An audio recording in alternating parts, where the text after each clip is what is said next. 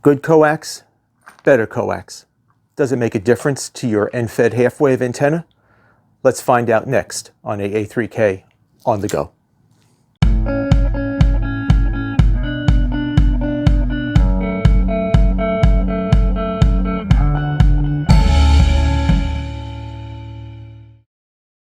Hello, I'm Mark, AA3K, and welcome to another episode of AA3K On The Go, where I'm trying to help you make the outdoors your ham shack.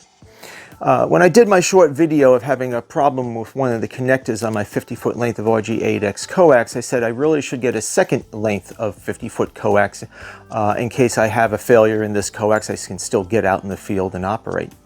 So I decided to buy a 50-foot length of Messi and Poloni POTA-Flex 7 coax. This has gotten some great reviews, and its obvious yellow cover makes it easily seen by the public. Heavy-duty connectors and strain relief on the end will really let it to be used to be set up and torn down repeatedly before you could experience any problem. When I was using this for the first time with my real potable end-fed half-wave antenna, I noticed some differences in tuning. Now, I do have to admit that I had the antenna set up in a different orientation than I did previously when I had been using it with the RG8X coax. So I was starting to wonder, is the coax influencing the antenna, or is it just the orientation of the antenna? And moving on to Pennsylvania's Delaware Canal State Park and setting up there, again, I noticed some differences in tuning of the end-fed half-wave than what I did previously. Was I imagining things or not? Well, a little bit of foreshadowing here. Turns out I have a pretty good imagination. So I decided to set up an end-fed half-wave in my backyard and test the RG8X against the POTA-Flex to see what the differences were and if they affect the tuning of an end-fed half-wave. So, without much further ado, I'll give you a quick rundown of my test setup, the data collected, and we'll then run some conclusions. And here we are at the AA3K antenna testing range, better known as my home QTH backyard, and I have my KM4ACK end-fed half-wave set up for these tests. And as usual, the radiating element for the end-fed half-wave is running up to the lower branch that's sticking out up there. And you can also see on the ground I've got my RG8X 50-foot length and my POTA-Flex 7 50-foot length stretched out.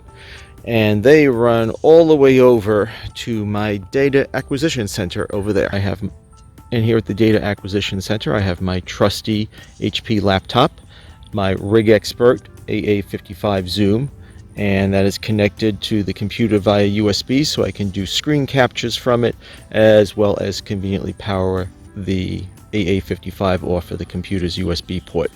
And just because I know I was going to be out here for a while, I did run an extension cord back to the home QTH to power everything. When you run the Rig Expert's cable loss measurements, it's a two-step process.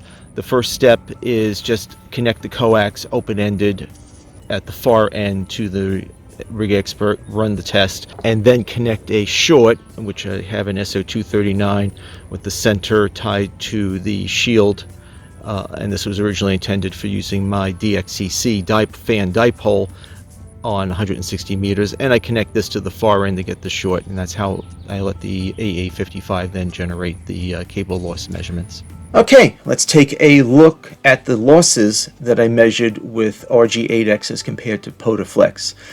Here is a sweep from my Rig Expert AA55 from about 1 megahertz all the way up to 55 megahertz, which is the range of my AA55.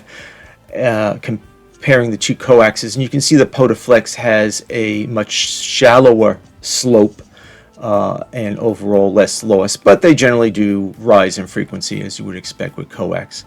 Comparing the absolute values I measured at each of these frequencies, and mind you, the Rig Expert has a pretty big step going frequency to frequency when you move this cursor across the screen, so I couldn't always end up in the middle of a band as I wanted.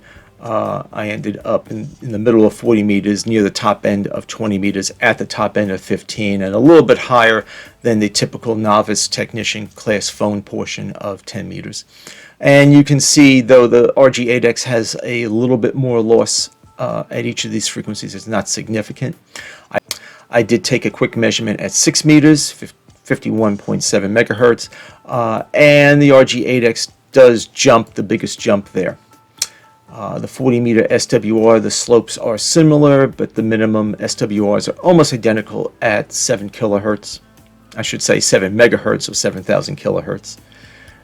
Jumping over to 20 meters, a similar slope, just a slightly better lower SWR right at the bottom of the band where that particular antenna is tuned.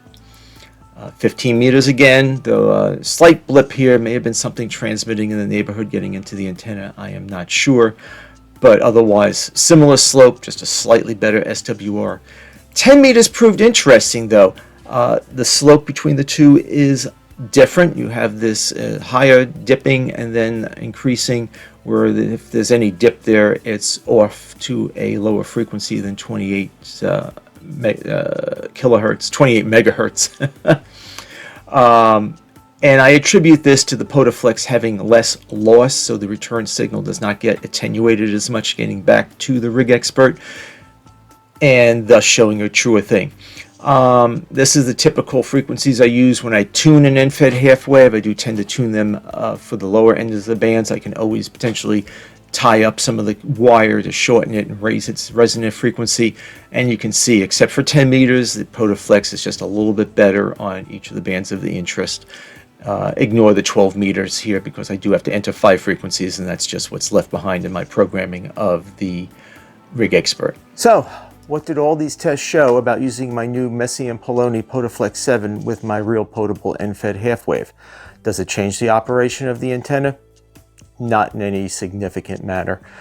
What I was observing was probably because I changed the orientation of my antenna, moving the matching unit or the matching transformer from over soil with a lot of rocks in it, which is probably from an old horseshoe pit or something like that, as there's railroad ties around the area sunk at ground level, to an area where there was almost no rocks. And I think that just made a big difference. It was also the same time that I used the POTA-Flex for the first time. And then moving on to Delaware Canal State Park, a completely different environment, 5 or 6 miles from where I was setting up for Washington Crossing Historic Park. Again, somewhat different soil conditions and such. And that was probably my biggest influence. As for the POTA-Flex, I think it has a number of advantages. Number one is the bright yellow color, so people can see it on the ground. Similar to that, or along those lines, is this jacket is very thick, allowing the COAX to withstand a lot of physical abuse and abrasion. Messi and Poloni use some very, very thick heat shrink across where the COAX goes into the PL259, and that particular point with constant flexing is a big point of failure, and which is what damaged my other 50-foot COAX. And they are also using some really heavy-duty next-generation PL259 connectors, where they even have flats for a wrench, so if you really wanted to tighten them down. I do see a couple of disadvantages to the COAX. One, because it's thicker and has the heavier jacket and such, for the same length as compared to RG8X, it's heavier. It also tends to be a bit stiffer and springier, and that when I wind it up on this reel, I need to keep a little tension on it, otherwise the first few turns tend to want to spring off and jump up and make a big mess when I'm trying to wire it up. But otherwise, this is very good COAX. It is worth its premium price, and I hope to get many, many years of use out of this, and many, many field operations and parks on the air activations with this COAX. Do you use RG8X, POTA-Flex, LMR14, RG174, or 316? Put a comment down below so we can continue this discussion and see what everybody's using out there.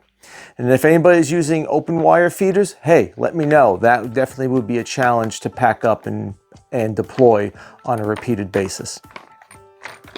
Hey, I'm Mark, AA3K. Thanks for stopping by. Remember, I'm trying to help you make the outdoors your ham shack. 73.